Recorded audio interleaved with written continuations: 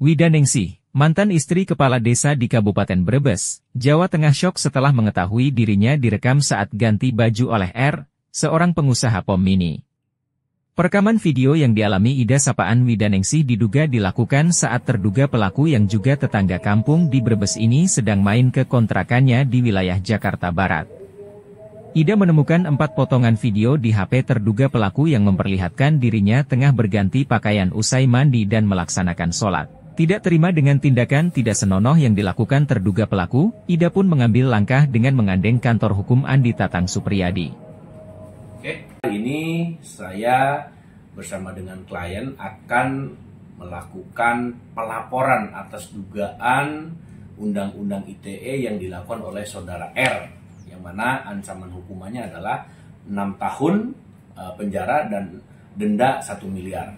Untuk masalah dugaan pasal 27 ayat 1 ya, yang berbunyi tentang setiap orang dengan sengaja dan tanpa hak menyiarkan, mempertunjukkan, mendistribusikan, mentransmisikan dan atau membuat dapat diaksesnya informasi elektronik dan atau dokumen elektronik yang memiliki muatan yang melanggar kesusilaan untuk diketahui umum.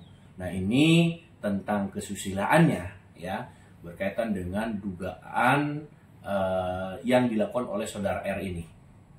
Tapi ini untuk lebih jelasnya nanti klien saya akan menjelaskan kronologi secara utuh bagaimana saudara R ini melakukan perbuatan dugaan pidana tentang Undang-Undang ITE-nya. Kejadiannya itu di Jakarta Barat ketika si inisial R ini mampir ke tempat saya, tempat usaha saya. Dia meminta saya atau memberikan kesempatan kepada saya barangkali saya mau mandi atau sholat. Jadi saya ke belakang ke tempat kontrakan saya. Kalau tempat kontrakan sama tempat usaha kan pisah ya, usaha itu di depan. Kalau tempat kontrakan, tempat tidur, tempat istirahat itu di belakang. Saya ke belakang, dia ke depan jaga gitu. Setahu saya dia jaga. Akhirnya saya kan mandi di belakang. Saya mandi, selepas mandi saya masuk kamar. Masuk kamar di situ namanya orang habis mandi kan pakai anduk tuh. Saya masuk kamar, saya kunci, saya tenang karena saya pikir saya sendiri gitu, nggak ada orang yang ngikutin lah gitu. Nah, kejadiannya di kamar, habis mandi itu saya pakai baju, mau pakai baju otomatis anduk kan dilepas, jadi ya kelihatan lah gitu. Kelihatan, saya lepas anduk, saya pakai baju. Saya itu kejadian di kamar itu direkam, diambil dari atas pintu. Di atas pintu kan ada celah tuh, ada celah. Di situ saya direkam gitu. Dan kapan saya tahunya itu di lain waktu gitu. Ketika beberapa hari kemudian setelah video saya itu diambil, direkam sama dia secara diam-diam gitu.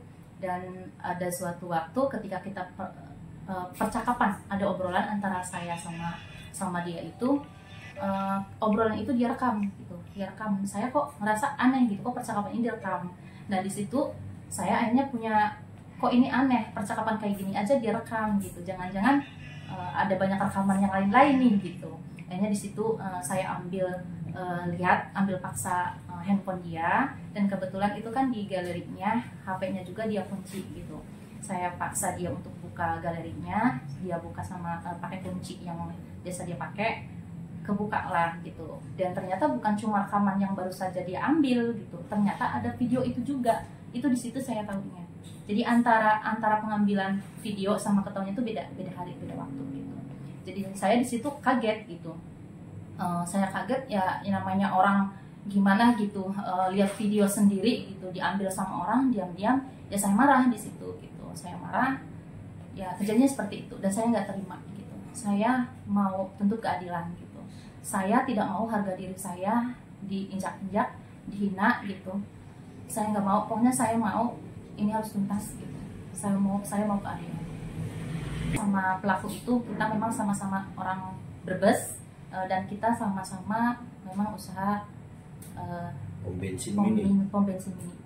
Jadi pas lagi kejadian itu pelaku itu jaga pom gitu. Iya, dia bantuin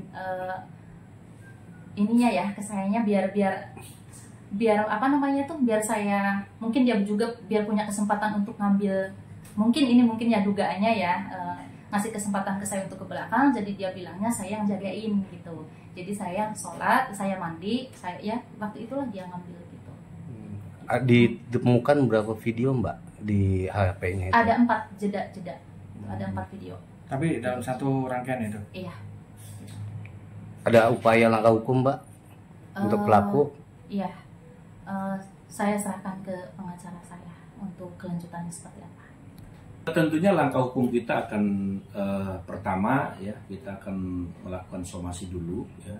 Yang kedua, kita akan melaporkan berkaitan dengan dugaan undang-undang ITE ini kepada Polres Jakarta Barat. Dan perlu diketahui bahwa pelaku ini, saudara R ini adalah bukan